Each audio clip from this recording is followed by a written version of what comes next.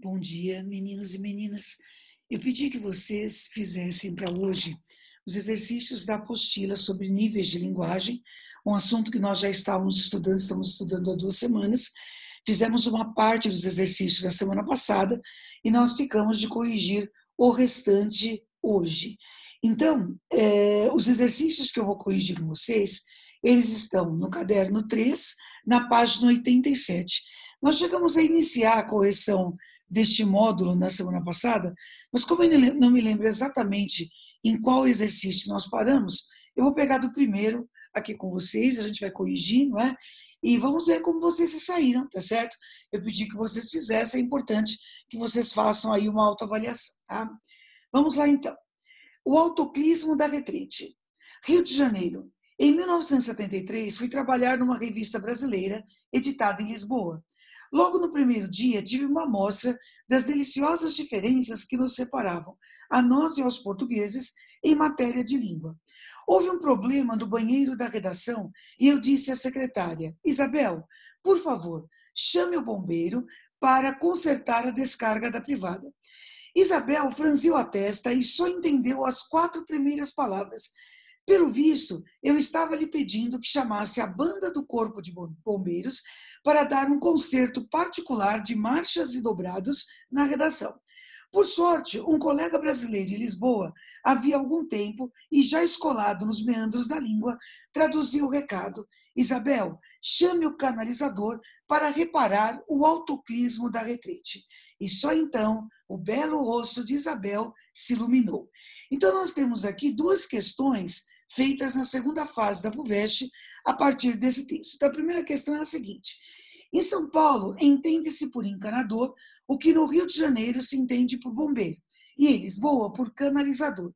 Isso permitiria afirmar que em algum desses lugares ocorre um uso equivocado da língua portuguesa? Justifique sua resposta. Então, se você escreveu que não se trata de um equívoco, não é? Você está completamente certo. É claro que não se trata de um equívoco. O que há são usos locais, né? Então, a maneira como se fala no Rio de Janeiro é uma, a maneira que se fala em São Paulo é outra, e a maneira que se fala em Lisboa é uma terceira. Então, você deveria ter dito algo assim. Então, não se trata de equívoco, porque são diferenças de vocabulário que acontecem de região para região. Então, se foi isso que vocês colocaram, está ótimo, tá? A letra B perguntou o seguinte: uma reforma que viesse a uniformizar a ortografia da língua portuguesa em todos os países que a utilizam evitaria o problema de comunicação ocorrido entre a jornalista e a secretária? Você concorda com essa afirmação? Justifique. Então, gente, claro que não, tá certo? Um acordo ortográfico unifica a ortografia, ou seja, a forma de escrever as palavras e não a forma de dizer as coisas, certo? As diferenças lexicais, elas são questões de regionalismo, e os regionalismos nunca são modificados por reformas ortográficas, certo? Então, é isso que vocês colocariam. Não, pois a uniformização ortográfica mexe com a grafia das palavras e não com a maneira de tratar as coisas, com a maneira de dizer as coisas, certo? Ou, se preferirem, com diferenças lexicais, tá? Texto para a questão 2. Capitulação. Delivery, até para a telepizza, é um exagero. Há quem negue, um povo com vergonha da própria língua já está entregue. O título dado pelo autor está adequado, tendo em vista o conteúdo do poema? Justifique sua resposta. Ele está completamente adequado, né? Capitulação é a mesma coisa que resignação. Então, é um povo que faz referência a um povo que se conforma com a invasão de estrangeirismos, descaracterizando seu idioma, não é? Considerando isso absolutamente natural. Então, é isso que vocês deveriam ter colocado. Então, é um título pertinente, não é? Porque faz referência à invasão de termos estrangeiros e, principalmente, à resignação do povo em relação ao uso desses termos. O exagero que o autor vê no emprego da palavra delivery se aplicaria também à telepizza? Justifique sua resposta. Então, essa aqui era um pouquinho mais complicada, né? Então, a primeira parte da resposta é não, tá certo? Não pelo seguinte, porque já existem outras palavras em português que utilizam o prefixo tele, né? Tele significa a distância, né? Então, palavras como telefone, telégrafo, telepatia, né? São palavras que já utilizam esse prefixo. Portanto, telepizza estaria utilizando um recurso comum à língua portuguesa, né? Portanto, não seria um estrangeirismo como o termo delivery. É sempre bom lembrar que pizza é um termo já incorporado à língua, então ele não teria uma tradução. A questão é esse delivery, que é um termo totalmente estrangeiro e que tem um correspondente no Brasil, que tem um correspondente na língua portuguesa, que é entrega, certo? Simples assim, tá?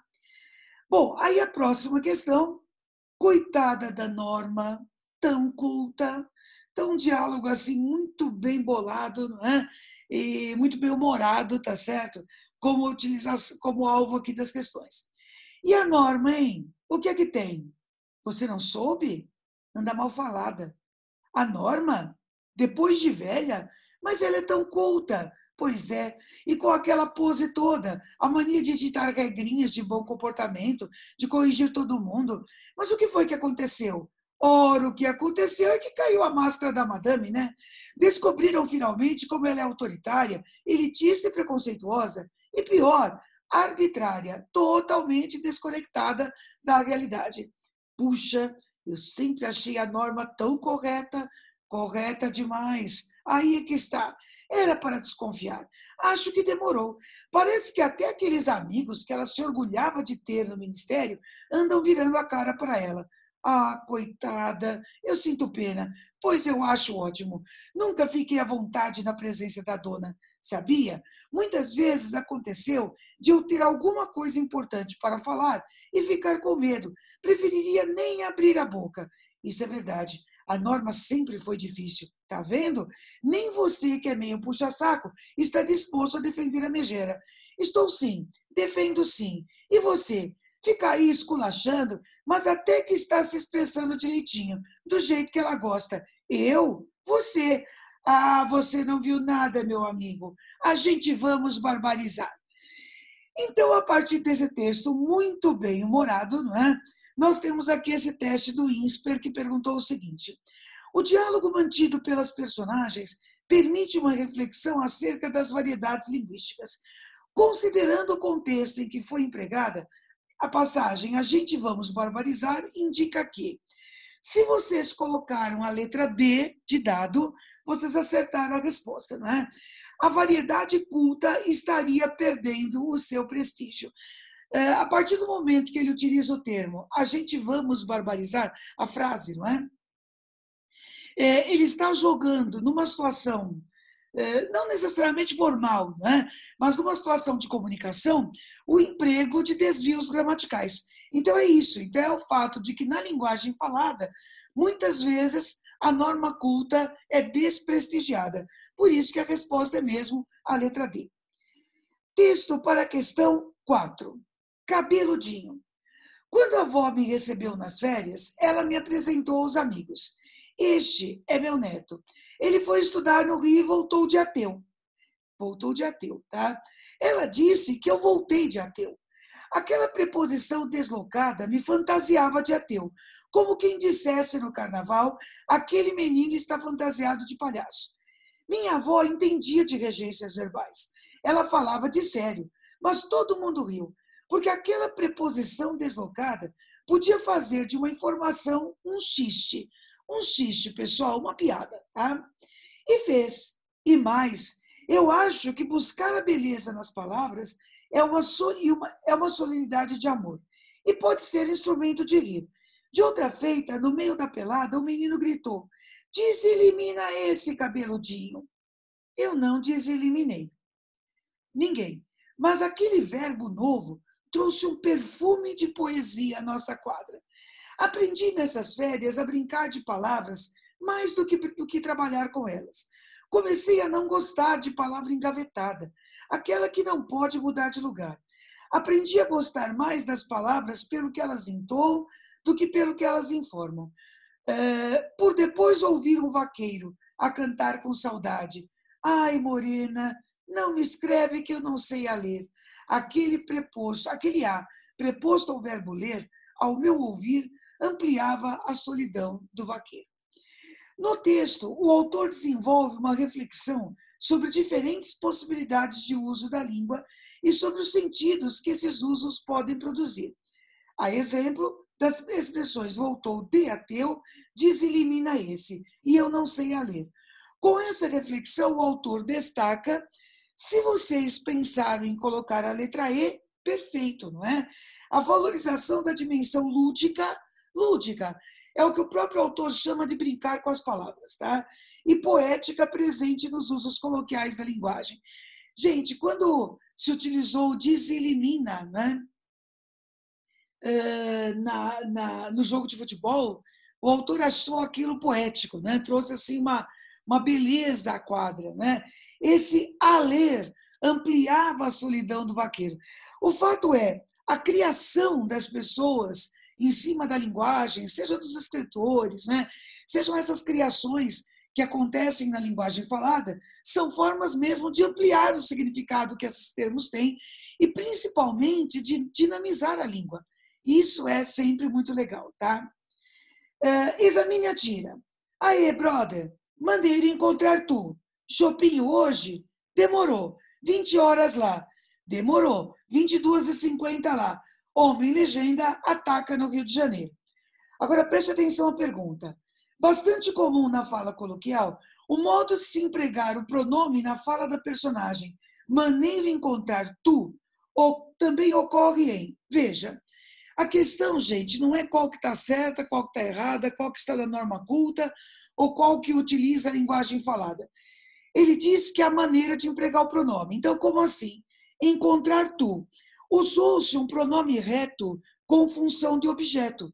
Então, o que ele quer é que você dê uma alternativa em que o pronome reto esteja utilizado com função de objeto. Isso nós vamos achar na letra D. Quando o pessoal chegou na frente do prédio, viu ali ele com a namorada nova. Viu ali ele. Certo? Esse ele, que é um pronome reto, em vez de estar escrito viu o, que seria o caso, a forma correta, na norma culta, não é? Usar o pronome oblíquo como objeto, ele usou o pronome reto como objeto. Não sei se vocês notaram isso, mas chegou na frente também é um coloquialismo. A expressão, a forma correta, gramaticalmente falando, seria chegou à frente. Mas, independente disso, existe aqui o uso do pronome reto como objeto. Então, resposta do exercício, letra D. O próximo. Alô, Mailton? É você, Hugo? Achei que você tinha sofrido perda total. Sofri mesmo. Mas reconstruíram o meu corpo a partir do DNA do último pedaço que sobrou. Que pedaço? Um molar cariado. Veja, isso aqui é uma tirinha, né? Então é importante que vocês, para vocês acertarem o exercício, é importante que vocês tenham lido as falas, mas que vocês também tenham lido o desenho, né? As imagens, elas também precisam ser lidas, é a linguagem não verbal, que faz parte aí do texto, tá? Jogos de imagens e palavras são característicos da linguagem da história em quadrinhos. Alguns desses jogos podem remeter a domínios específicos da linguagem, a que temos acesso em nosso cotidiano, tais como a linguagem dos médicos, a linguagem dos economistas, a linguagem dos locutores de futebol, a linguagem dos surfistas, entre outros.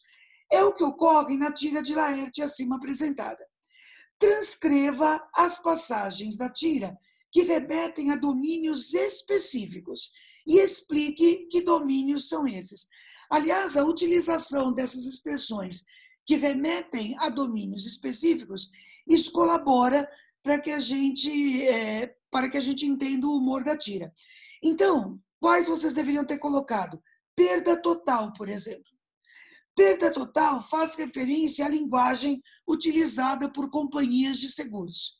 Então, você coloca entre aspas perda total, 2 pontos, linguagem utilizada por companhia de seguros.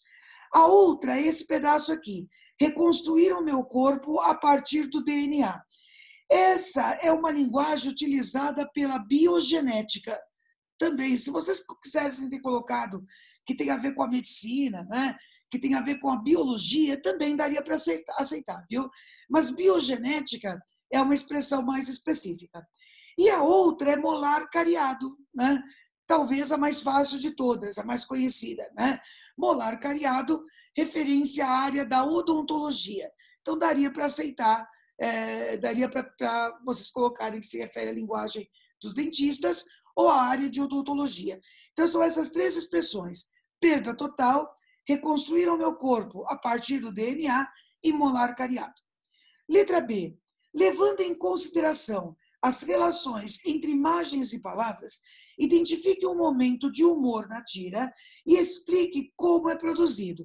O momento de humor está no último quadrinho, quando o formato do corpo da personagem lembra a forma de um dente cariado. Certo? Então é isso, era só isso que era para ter colocado. A forma do corpo, como a personagem está desenhada, lembra, não é, ou designa um molar cariado. Texto para as questões 7 e 8. Como sabemos, o efeito de um livro sobre nós, mesmo no que se refere à simples informação, depende de muita coisa além do valor que ele possa ter. Depende do momento de vida em que o lemos, do grau de nosso conhecimento, da finalidade que temos pela frente. Para quem pouco leu e pouco sabe, um compêndio, um manual, tá? Um compêndio de ginásio pode ser a fonte reveladora. Para quem sabe muito, um livro importante não passa de chuva no molhado. Além disso, há as afinidades profundas, que nos fazem afinar com certo autor e, portanto, aproveitá-lo ao máximo, e não com outro, independente da valia de ambos. Traduz uma ideia presente no texto a seguinte afirmação. Se vocês colocaram a letra B, perfeito. A recepção de um livro pode ser influenciada pela situação vivida pelo leitor. O texto deixa claro que a leitura de um livro, a interpretação de um livro, tem a ver com a época da nossa vida em que nós o lemos, né? Tem a ver com as nossas experiências, tem a ver com a época do mundo, certo? É a mesma coisa que você pensar que hoje, ler Machado de Assis é bem diferente de ler Machado de Assis no século XIX, certo? Então, são momentos diferentes, tá? E, portanto, são leituras diferentes. Letra B é a resposta. Questão 8. Constitui recurso estilístico do texto. Então, havia aqui 3 itens, não é, que mostram possíveis recursos que estão nesse texto. Está correto se vocês colocaram a letra C. A primeira afirmação está correta, a segunda afirmação está correta. A terceira está incorreta. Qual é o problema, né? O emprego dominante do jargão científico associado à exploração intensiva da intertextualidade. Jargão científico, gente, é uma linguagem específica de uma determinada área, né? Que simplesmente não vai acontecer aqui. Em nenhum momento nós temos jargões científicos. E intertextualidade é quando você lê um texto e consegue se lembrar de outro, certo? E um texto faz referência a outro. E aqui, efetivamente, isso não acontece, tá? Então, gente, era isso. Eram esses exercícios que eu pedi que vocês terminassem de fazer para hoje. Caso vocês tenham ficado em dúvida com qualquer um dos itens, né, basta vocês escreverem que eu tiro as dúvidas de vocês, tá certo? Então, gente, é isso. Até a próxima. Um beijo para todos vocês.